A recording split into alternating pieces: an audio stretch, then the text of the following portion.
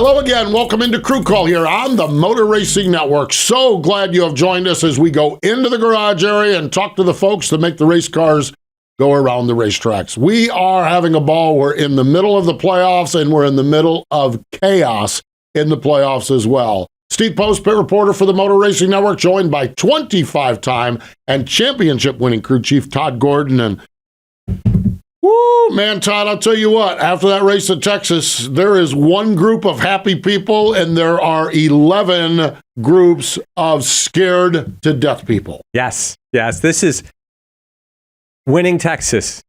Puts you in a hole. You just separate yourself from the field. You know, Rudy Fugle is loving life. Loving life. No stress. On through. Race pretty carefree. Take chances if you want to. Love where the 24 team is. Rest of those guys, they're pulling hair out this week. They really are. Love where the 24 team is. We love where they are at in the here and now this week. Boy, this has been a good team all year long. 6 wins this season. We kind of hit that one lull, and then they come back at Watkins Glen and said, remember us. Yeah. But this team has been so good all year long. What I really notice is they are able to close the deals at the end of these races. I mean, of the 6 wins, I don't know that they dominated any of them. Like, just flat out dominated them. Maybe the Glen. Yeah. But beyond that. But they have found, like this weekend, they found their way. They pitted into stage 1. Yep. They and the 20 car were the only 2 cars that pitted and lost all their track position, worked their way back up through the field slowly. Not to the point where we'd make a big deal about it because it's just methodical work, but you find these late. I mean, how many races this year has William won on a late restart being in the top 10, being in the top 5? He was here, second row inside, took advantage of it. They have capitalized at opportunities as they come to them. They've done a phenomenal job of it. They really have. And earlier this year, they won one race off from pit road that put them on the front row, and he controlled the start. Another race where they jumped up to the front row on a pit start, and he was able to do it. They just really seem, they're poised. They just seem like they really have it together. They do. And I don't want to back up on this. It's not like they've fallen backwards into them, but they haven't. Like Kyle Larson, or let's go to Martin Truex. When Martin Truex wins, oh gosh, he wins everything. Ruins he wins stage 1, stage 2, like everything. It's a huge percentage of races he's won. He's dominated the whole thing. Yeah. It's this team. They race pretty well, and then when it comes to when it comes time to cash the check, yep.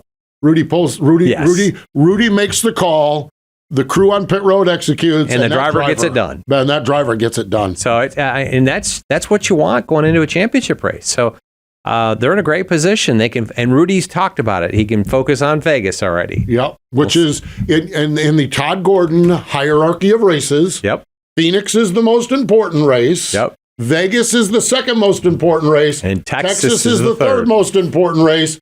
You win Texas, you can focus on the second most important race, yes. Vegas, while everybody else is worried about a super speedway and a roval. Yeah. And I don't care whether when you're looking at the points layout right now, I don't care if you're second in points or 12th in point, because Talladega is it's an unknown. You could go into this place and be involved in a wreck 3 laps short of stage 1 and be done for the day and come out with 1 point. So nobody's safe at this point, and nobody's out, but it creates a lot of anxiety for producers. A lot of anxiety for sure. A couple of attaboys we want to give here. Ross Chastain and Phil Surgeon, we've talked about where did they go? Oh my goodness. Where have they been? Second place finish. They've got to feel a little bit better about things. Second place finish, and they had a throttle position sensor issue. Yeah. So they went to leave the pit box and it wouldn't even launch. Mm-hmm.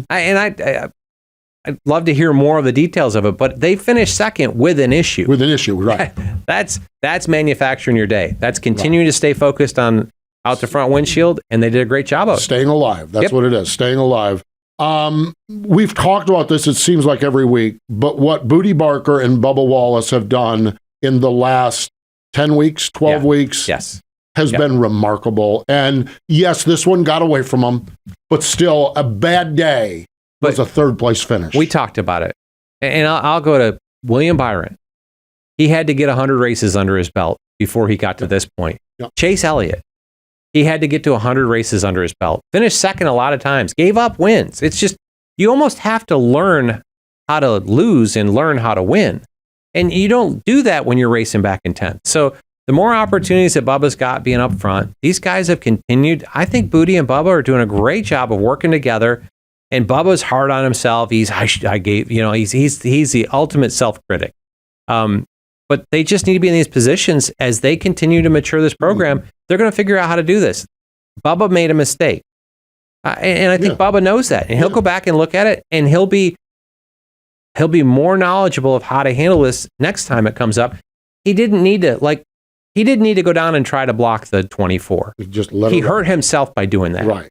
And that's how he got beat. Broke his own momentum, broke his own speed. But you got to be there to realize how to race that. You can go to every school in the planet and watch every former race on the planet, but when you're there is a different world. And Joey Logano's talked about it in different places. Like, he doesn't know how to race 15th.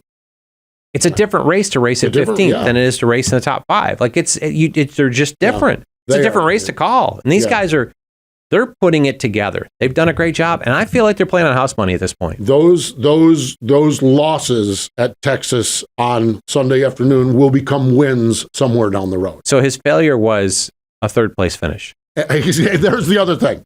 Okay, there's a solid day, and they moved themselves forward.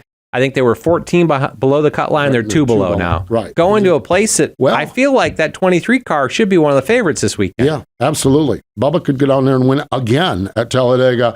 And the other attaboy category, and nothing, Christopher Bell, Adam Stevens, Denny Hamlin, Chris Gabehart just knocks out solid top 5 finishes. They're in the soup, they're in the mess going to Talladega and the Roval, but they just continue to put together good, strong races. Yeah. I've got Denny Hamlin and Chris Gabehart going to my Final Four. Yeah, I feel like this year they're putting it together. They should have won every race in the first round, and they were still pretty competitive. They had some damage, but with this car, I don't feel like that damage was substantial. Probably a little draggy, might have hurt them from a just straight line speed standpoint, but put together a solid race there. Adam and Christopher Bell, I think they've got to get the pit crew thing sorted out. They're still having issues there, and get that going if they can. I mean, Adam's won 2 championships, and Christopher Bell's got championships in his future. He's very talented. We'll see how that all comes together. On the other side of it, Kyle Larson, Cliff Daniels running for the top spot, and got away from him. Yeah, and bad. They're so fast. They're going to make mistakes. He was by far the best car as far as speed. And talked about William Byron. You know, William won a race. Kyle Larson was the best car. Yeah, but I think being that fast, you're on a razor's edge, and it put him in a bad position. Yeah, absolutely. What in the wide world of sports is going on with Kyle Busch and Randall Burnett? Oof. I don't think anybody knows. There's the problem. Todd and Steve not knowing is not a problem. Nope. Randall and Kyle wondering about it, that's the problem. When Kyle hops out and does the interview at the care center and says, "I thought I had a right front going down, but I spun out." So it's the other side of the car. Like he was, I was actually like dumbfounded by the interview, but he was pretty factual and like, I don't know what to tell you. Well, if he doesn't know what to tell me, I sure as heck don't know what to tell you. That's the problem is like if he doesn't know, and if they're, so they got some struggles. But they did win at Talladega in the spring. They did win it, yes, exactly. This could all turn around. And they won the Daytona 500. Right, not the 509 or whatever it was. He was leading on the 500th mile. 200 lap, yeah. And then mistakes leading down to mistakes. Jonathan Hassler, Ryan Blaney, 4th spot, pit road, in the mess, and in a bigger mess. And I want to back this one up and go to the first part of that. Jonathan Hassler called a phenomenal race. Yeah. Jonathan Hassler, I mean, I looked at it, I'm like, they qualified 25th. They were back at 25th. Yep. He leapfrogged, stayed out. Mm-hmm. There was a caution at the end before stage 1. They stayed out there. I thought they were going to lose it back. He stayed out again. I'm like, ooh, gutsy. And then the caution comes at 115. He takes 2 tires and not full of gas. Like, ooh, gutsy really again. Gutsy, yeah. But once he cycled him forward, they ran in the top 7 the rest of the race until the speeding penalty. So a great race call by Jonathan. Unfortunate. I think Blaney got a 0.01 or 0.02 over. It was next to, but that put him in the back. And Tyler Reddick ran in the wall, and you get in the back. You were behind it. He got caught up in it. Yeah, crazy stuff. It really, truly is. And off to Talladega, where everybody is nervous. Yes. Man, yeah. This round's the highest stress round that we've got. Yeah. Because you know what you're doing in the round of 8. Like right. You're going to Vegas, you're going to Homestead, you're going to Martinsville. Those 3 are, you control your destiny. Yes, you can control that. This is the round that Texas, then you come here. And I mean, we could have rain next week at the Roval. Oh, I just like. You just don't know. You don't know. And we still haven't made up our mind about this Roval thing. And I say that as a good thing. This is still one of those. Yeah. What you learned at Watkins Glen doesn't apply to the Roval. No. You know, I mean, it's we're different. Still, it's its own creature. It's its own creature. You know, are we running on banked racetracks at high speed? Yeah. Are we running at low speed, winding through the infield? Yes. And everywhere in between. Yeah. Yeah. So there's stress to this, and there's one team that's not worried about it. One team is not worried about it. Rudy Fugle. You talk about great crew chiefs with Hasser making good calls and Rudy Fugle making a great event there. I think our guest. Yeah. I look forward to talking to him. This has been a behind the scenes, behind the playoff bright spot is what Carson Hocevar is doing in that 42 car. And it's led by Luke Lambert, who is just a great crew. Mm-hmm. They are, and really when you look at Legacy Motor Club, with the situation they are in, mm-hmm. with strained, at best, relationship with the manufacturer. Yep. Or no relationship. I don't know. It's none of our business. Either. None of our business, okay?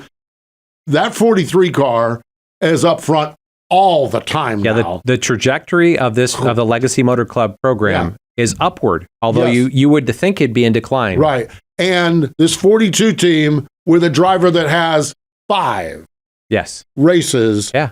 All 4 races in this car have been top 20 finishes. Yeah. This is a team that's rolling along well. Luke Lambert is the crew chief on the number 42 car, and we will talk to Luke next here on Crew Call. Welcome back. It is Crew Call here on the Motor Racing Network. Todd Gordon, Steve Post, and let's go to the guest line. Joining us from over at the Legacy Motor Club, it is Luke Lambert, crew chief on that number 42 car. Hello, Luke. How are you? I'm good. Good to be on. Great to catch up with you. Your 2023 season has been interesting for sure. Started off with Noah Gragson, and now you've had a driver du jour. How have you been managing that? How are things going with all the challenges up there you've been dealing with? Well, it certainly adds a lot of complication to it, but the priority has just been get the team working on the things that we can control and stay focused on that, and just try to make gains to our program and improve the performance of our cars every week and get better, throughout the year. So it's been a challenge, but I feel like we're making progress as a group, and we've worked really close with the 43 all year. And, I feel like both teams are working in the right direction to improve our performance, and it's showing up. So that's what we've been trying to focus on. Obviously, the driver stuff has been a complication for us on the 42, but we're doing what we can to work around it and see all the positives from it. As anybody from the outside would look at it, you made your Toyota announcement early in the season, and you would have thought that your access to tools and information would have restricted, and I would expect it did. I'm not asking you to get into all that, but your performance has continued to move forward. You guys as a whole, I mean, the 43 is noticeable, and honestly, you guys with Carson have done a phenomenal job of continuing to find speed, being in the realm. How is that happening? Is it just digging with the old school notebooks or what? Because you guys are noticeably getting better building into this end of the relationship with Chevrolet. Yeah, I think that really the reason why we're getting better throughout the year has just been focusing on getting our systems in place, getting our engineering group working together the way that we want to see it work. We've got a lot of young people at our company and maybe less experienced people in the roles that they currently are in kind of every department. And I feel like as the years gone by and, we're really starting to lock in on having the structure set up right. And the preparation for these events requires, a month out of preparation. So a lot of the times you're working on things that you don't see the fruit of for 3 or 4 weeks down the road. And I think we're kind of getting into the phase of the season where we're starting to get those systems in place and some of our processes in place a little bit better.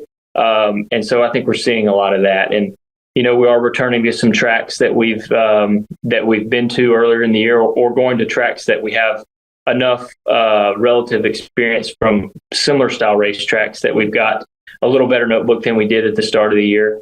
To your point, I mean, we've really just had to take what we do have within our toolbox and focus on executing on using those tools to the best of our abilities. And I think that we're making progress in that areas. And it's a lot of just simple basics on understanding how we optimize and tune the vehicles and make sure that we can consistently predict what we're going to expect to fight when we get to the racetracks. My rookie year as a Cup crew chief, I kind of went through a similar situation. Had a driver change mid-season to what you've gone through here. Now you've been a crew chief for many years, but back to Legacy first year back. Talk about the transition from a relationship with Noah. You came out of the Xfinity Series with him, and him going away and kind of filling where it is. But it seems like the chemistry between you and Carson Hocevar has really kind of blossomed into a great little deal, and you've had a lot of speed with him. Yeah, it's been nice. After the situation with Noah transpired, we had a change up there. Every couple of weeks, it seemed like we were trying to figure out who was going to be the driver. That was a little bit more complicated. We had some guys fill in and do a solid job. Mike Rockenfeller did a great job for us at the road courses, and we'll get to work with him again at the Roval. But getting Carson in the car was nice because we were able to, now we can work week to week and kind of build on 1 week's success and take it to the next week and learn a little bit more about him every week. And that's helped just have a little bit of consistency to work around. It's helped myself and the engineers understand what the little details about his driving style are. And we're getting better at understanding how to tune the car for him. So that's been nice. And he's done a great job jumping in, with limited experience he's had driving these cars. It's been pretty impressive to see what he's been able to do. And he's done a nice job of not getting in over his head, kind of starting out conservative on the weekends. Generally in practice, he starts out a little conservative, asks for what he wants in the car. And by the second or third run, we have recently been able to get him really happy. And so that's been nice. And then, he kind of approaches the race the same way. He doesn't really get himself in trouble early, and then just gets a little bit more aggressive as the race progresses and, gets in position at the end to hopefully collect a good finish. So he's been doing a good job of that, and that's what we want to continue. Yeah, and I hate to keep asking all the questions here, but it's just you tee me in one to the next. How does a Carson and Eric relationship, driver input, pieces like that? Do you find that your paths are very similar? Can you be very similar on setups, or are there separations between the two? How does that work for you, and how does that compare to where, say, Noah and Eric were before? For Carson and Eric here lately, they've been able to be very close, which has been nice. There's been a few little differences that we have noticed where, one driver will like one small little setting different than another, and we can kind of tune to that. But really, in general, we're able to have a little bit of DIL time last week, and that's the simulator where the drivers get in and drive. We're able to kind of cross-reference one driver to the next and use that. And so that worked really well. And then it's been nice throughout the weekend where we're able to really track the balance of the two cars. It seems like where Carson has wanted to be and Eric has wanted to be has been fairly similar, particularly when we keep the cars really close on setup. And it doesn't seem like they've had a huge difference that they're looking for in the feel of the car, which it's been nice in that. And you have two teams that can work close together, because that just gives you more data points to make decisions on. Yeah, their background's very similar. Berlin Raceway. That's where they both cut their teeth up there. So they certainly know each other, or know of each other, that is for sure. Carson had a quote I think it was after Texas, that this race car just is designed for me. The next gen race car. The example I always use is Jimmy Johnson, one of your owners up there. He was a one-time winner in the Xfinity Series, and he's a 7-time Cup Series champion. Is there something to that where certain car styles, builds, type things work for certain driver styles? Yeah, I 100% believe that that's the case. I think that there's some things about this car that they're really odd compared to some of the other race cars we run. One of the things that's that's a big characteristic is just all the aerodynamics. A big portion of the aero performance is generated by the underfloor. And so there's a lot of sensitivity to pitch, and the driver inputs have a big influence on how the cars behave. And I think that's really why it's been a pretty natural progression for Carson, because I think what his approach is what is well suited. I totally agree with what he's saying. I think he is well suited for this car just because of the fact that the way he likes to get into the corner and the way he likes to use a little small amounts of brake really, really seem to help this car behave more consistently than some of the that work really well in other cars, but don't work so great in this one. So I think he's been a natural fit, and I definitely agree. I think he's shown that he's very comfortable. And it's surprising because, when we unveiled this car over a year ago, it was interesting how a lot of the guys that were staples of the Cup Series, were not a fan of the way the car drove and behaved. And the greatest guys have all gotten up to speed and got used to it and learned how to deal with it. But it was interesting because when Carson got in it, it was like he was more comfortable in it than he'd been in any other car. He even said he felt more comfortable in it than a truck, which I don't know that I've heard anybody make that comment. So I think that, the setups and some of the things that we've done as an industry, as a race team to make the cars drive better has helped that. But, a big part of it is just generally how you like to drive the car. And I think that works well for Carson. Yeah. And there's been at least one weekend where he's had split duty where he's done the truck deal and the Cup program for you guys. I would think the trucks and Cup cars are as dynamically opposite, because a truck is all about side force and momentum, and the Cup car is all about underwing. Has he talked about that at all? Yeah, he has. But I think that strangely enough, some of his approach to the truck does kind of correlate a little bit. So I think it's just a pretty natural fit, But one of the things that we have talked about is a lot of the times you don't really run the same parts of the racetrack, and you don't really even race them the same. The cars are different. The cars versus trucks are different, but even the way the races play out and the way the cars race together is completely different. Bristol's a great example. The trucks are always early in the week. Those with the power level and the side force and everything they have, they generally always stay bottom, and the speed around the track is all around the bottom. And then generally that night race weekend, especially, you watch the weekend unfold as it gets down to the Cup race. Midway through the Xfinity race, guys start moving to the top, and then you get to the Cup race and guys are having to run the top. That's an example of a place where Carson had not really had any experience running the top there. So he had to rely on working on that in the simulator, and we had to make decisions on history that we've had there for knowing what the setup's going to do when you run the top, because you don't have the option to even do that in practice. Nobody really gets up there. It's not cleaned off and ready enough for that. So the first times he ran the top at Bristol were in the middle of the race. And the moment that we started doing that, we started moving forward. So that's neat to see. And, he's definitely picked it right up and made the most of it.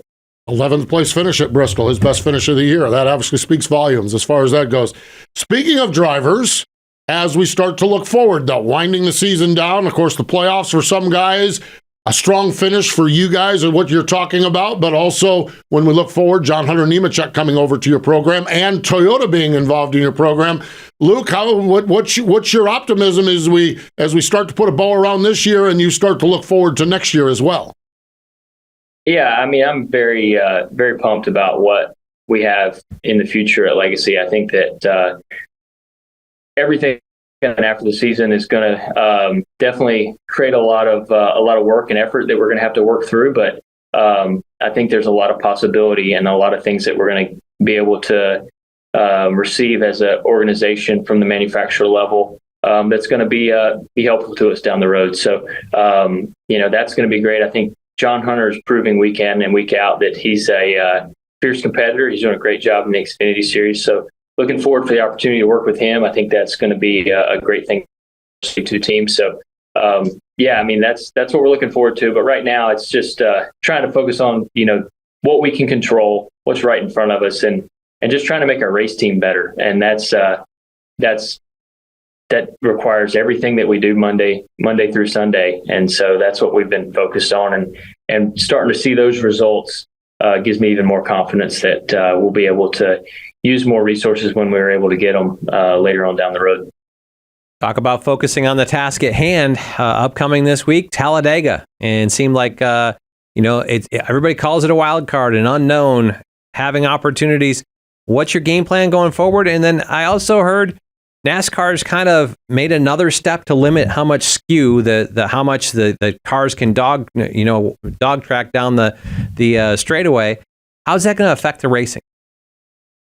So I think that I don't know that the fans will see much back to the racing. I think that if anything, the one thing that it might allow is it may help all of the cars in the field drive a little bit better. It may make the guys be a little bit more aggressive. One thing that they've kind of done is they've locked in some of the options that we have on the rear suspension, which those options would have given the teams the ability to decide, hey, do I want to really focus on qualifying speed, raw speed, and sacrifice a little bit of drivability? Or do I want to really focus on having drivability, not worry so much about qualifying speed? The options that they're kind of locking us into, I expect to make everybody locked into a box of having slightly more drivable cars. Some guys, it may not be much of a change at all. Some guys, it may be even more of a change. So that'll be interesting to see. We may see some shuffling a little bit in some of the qualifying results. And then you may see some guys that just have a little bit better cars than they did in the past as far as drivability. But not knowing what everybody actually selects, I can't say for sure. But that's my expectation. I think the cars will drive probably as good as they have for most groups at this race, and that'll put on a good show for us. And not trying to get too deep in it, but I crossed my mind. I got to ask the question. We see a lot of manufacturer association where everybody kind of comes together. Does your kind of position now, does that make that difficult, or still within the groups? Because you've seen it from different manufacturers. The Fords will do their thing, the Toyotas will do their things, the Chevys will do their things. How does that affect you going forward? Yeah, we're definitely a little bit more on our own program, I would say. I think that it really started earlier in the year. A group of the Chevrolets, a key partner group, has kind of decided to exclusively work with themselves. And so that's a smaller group. That's Hendrick, RCR, and Trackhouse. I expect that group to do that as well. And then, the remaining Chevrolets will kind of work together. And there's a couple of reasons for that. One, I think those guys have kind of made that commitment to each other. So that's one of the reasons that led to that decision. But then also, you can have too many people working together to where you have too many people for time, and it becomes almost impossible to execute your plan. You lose the ability to be as dynamic and as nimble as you need to be in the middle of the race when you have to make last minute decisions to change everybody. If you've only got to contact 4 to 6 people to make a change, that's different than getting a hold of 18 people, So that's how I kind of expect it to work. It'll be similar to the way it's been the last few races. We'll just have to kind of pigtail off of the other Chevrolets, and if that doesn't work out, just see what we can figure out to find another opportunity to work with other guys. But that's the way I expect to see it. I'm sure there'll be some motivation to really focus on some of the chase cars. That's obviously really important to have the playoff guys to get what they need to get done to keep moving through these rounds. But, for us, it also does kind of work nice that we have a 2-car group with Eric and Carson. Eric's proven he's a really strong racer. And sometimes when you have that really small group, you're able to be even more nimble to just focus on working with your one teammate and try to get aligned with the guys that you end up with on the racetrack and work as well as you can with them on the pit cycle. The pit cycle is really the key part of that. It'll be fascinating, that's for sure. We are right up against the time here, but I've got one question, okay? I saw a picture on, I think it was Instagram or something, of your daughter, Ruby Lynn, on a dirt bike. Do you really think this is I mean, you have 3 kids, you have 2 boys and your girl. Are any of them into racing? And your daughter on a dirt bike at 5 or 6 years old, is this really a good idea, Luke? Yeah, it actually surprises me. So my boys are all into racing, and they've started racing dirt bikes a little bit. And my daughter was going to the dirt bike races with them, and she decided she wanted to start racing. So I was surprised by that. And then I was even more surprised that my wife decided to go along with it. She decided that it would be a great idea for her to get all the stuff and take her dirt bike racing without me even being there. And it's going well. She's done good at it. I've been impressed, and I don't know who's impressing me more, Ruby Lynn, my daughter, or my wife for making it all happen. But yeah, it's interesting to see and fun to watch. Yep. Cool. Tip of the cap, that's for sure, to Jamie and to Ruby Lynn and to the boys, too, with their sister racing now as well. Luke, it's always a pleasure to hang out with you. We appreciate the time and wish you the best as we roll through the balance of this season. Thank you, guys. I appreciate you having me on. There we go. Luke Lambert up at Legacy Motor Club. Carson Hocevar wheeling his car this weekend at Talladega. Stay with us. More in just a moment. Welcome back. It is Crew Call here on the Motor Racing Network. Todd Gordon and Steve Post. And I'll tell you what, just as a guy in the pit air garage area, I could talk to Luke Lambert all day long. He is just, first off, a stand-up guy, but then, man, he can describe things really, really well. He's that was fun chatting with him. Yeah, great guy. And I got those 3 races to do with Jimmy and got to work around him a little bit there. And I worked with him back on the Ford side when he was at Roush Fenway. Yeah. When with the kind of alliances we do at Speedway races, which we're talking about coming into this weekend. But yeah, great guy, and great to see him and Carson have some success and something to build forward on. Alliances at Speedway races. I'm sitting here as the 43 and the 42, and it's like, it seems to me like they've got maybe some options. I know nothing. I sat on the box for Jimmy for 3 races. I've got no relationship beyond that. But in my view, if I'm Legacy, I'm probably going to be the 7th and 8th car in the Toyota draft. Really? Why not? I mean, you're in a situation where we know that Toyota, I mean, the reason Toyota is bringing another team into the fold is that I feel like Denny Hamlin would have more Speedway wins if they had the numbers to do their own piece. And this is an opportunity. They're, as Luke talked about, if they're kind of excluded from the key partners side of the Chevrolet piece, then great opportunity to go befriend your future teammates and work your way forward and work with those guys, because I think it's a great place for them to go. I don't know that they will. Right, yeah. But why wouldn't you? You start the relationship, you start building the relationship into the next year. Yeah. Now. I think it's a great opportunity, because 2 by yourself isn't going to make it happen. No, and they talk about other teams. There's other teams. You probably have the JTG Daugherty car. Yep. But I'm not sure. And the Collin cars. So I'm not, where are you going to be better off? That's probably the question. And even with those guys, I think I would attach, that was one of the challenges. I did Daytona with Jimmy. And one of the challenges, there were so many Chevrolets that you had to split the field to come to pit road. So it became a moving piece. I don't think the key partners did the wrong thing. I think they should exclude themselves down. That got them, so now they're at a point where they're like 8 cars. It's a good manageable fleet. That's a good number. And when we looked at when I was on the Ford side, we were always trying to be in that 8-9 range. Yeah. You had the 3 Penske cars, the Woods Brothers car, the SHR cars. And really we could do it with just those guys. And then we'd bring the front row guys in to part of it as well. That puts you at 10. So at 8 to 10, you can lose a couple if they screw up on pit road, or they get a penalty, or they get wrecked. And now your 6 will still make everything happen that it needs to. Yeah. So, but the Toyota guys they're what? They're 6. 6. So you lose 1, you're in trouble. Yeah. 6 seems to be the. So I wouldn't, if I'm Toyota executive, I'm putting my arm right around these guys and saying, Eric, Carson. Yeah, we're engaged. We aren't married yet, but yeah, exactly. Why don't you come on over and help us a little bit? Fascinating stuff. It really is. And Talladega just in itself is so fascinating because it's so topsy-turvy. It really, truly is. This round, exactly. And we talked about it in the Open. We talked about it last week. The only ones not worried are Rudy Fugle and William Byron. Everyone else are It will be a Tums weekend for everybody else down at Talladega. It is the most. Rudy Fugle is enjoying this weekend more than we are. No doubt. More than anybody on the planet. Because he's got no stress. No stress at all. Truck Series also down there, and we have got some Truck Series teams in big trouble. We have got Zane Smith.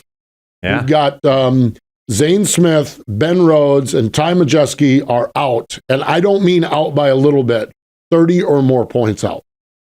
Man, a Truck Series race on Saturday, someone's going to have to make something happen. And when someone has to make something happen, usually it's chaos. Usually something happens, that's for sure. So it is going to be awesome. Motor Racing Network will be at Talladega Superspeedway all weekend long. 12:30 in the afternoon, that Truck Series race, the Love's RV Stop 250 for the Truck Series. Race 2 of the round of 8. We go to Homestead after this. But this one here has got some people in a big hole. Going to be fun to watch. A weird schedule on Saturday because then we do pole qualifying for the Cup Series, and there's no practice.